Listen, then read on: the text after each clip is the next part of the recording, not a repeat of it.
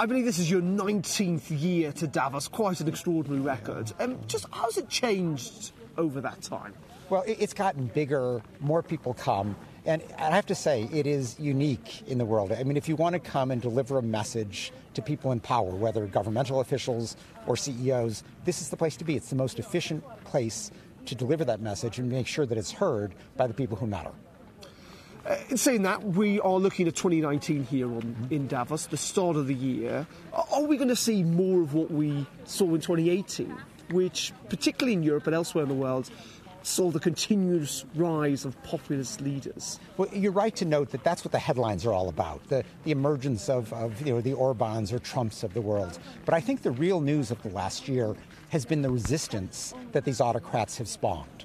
And if you look just in Europe, I mean, people took to the streets in Poland to force the government to reverse its efforts to undermine the independence of the judiciary. In Hungary, they took to the streets and are fighting back today against Orbán's so-called slave law, which will force people to work overtime and not get paid for 3 years.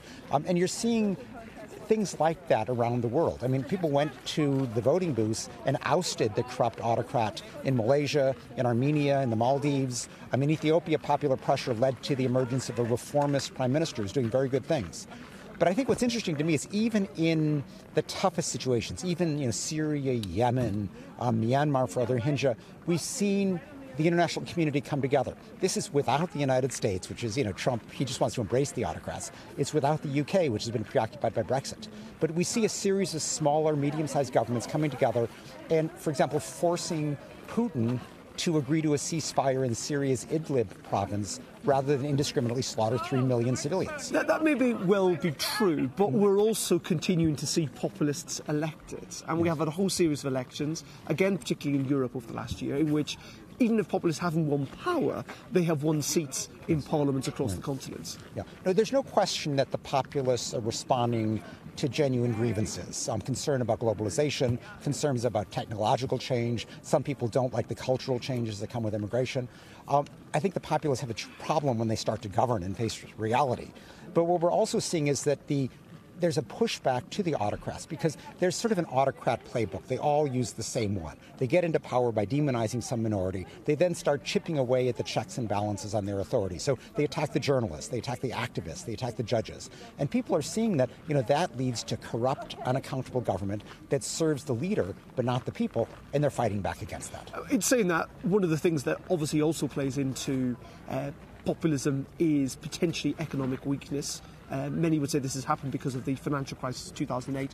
But we're now again looking at a slowing global and European economy. Again, couldn't that be a boost to those populists? I think the populists undoubtedly would try to exploit economic weakness. But what we've seen is that, when you get a populist in power who basically stops answering to the people, they spend money on their perpetuation of power. So somebody like Orbán in Hungary, he's building football stadiums at the same time you can't even go to a hospital without bringing your own medicine and toilet paper.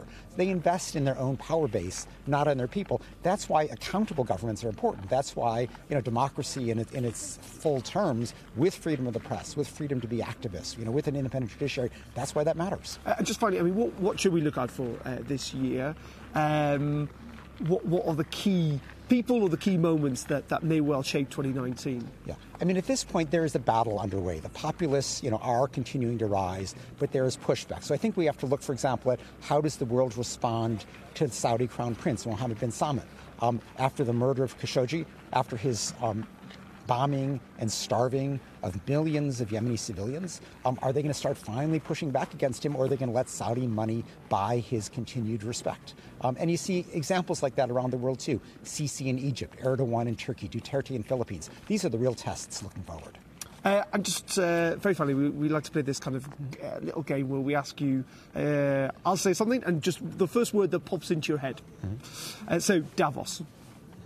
The elite. What about Viktor Orbán? Bad news. Emmanuel Macron? A disappointment. Donald Trump? Dangerous. Theresa May? Weak and going nowhere. Giuseppe Conte? We hope for more. And finally, Vladimir Putin? Dangerous man. Or maybe 2019? Let's hope for the better one next year.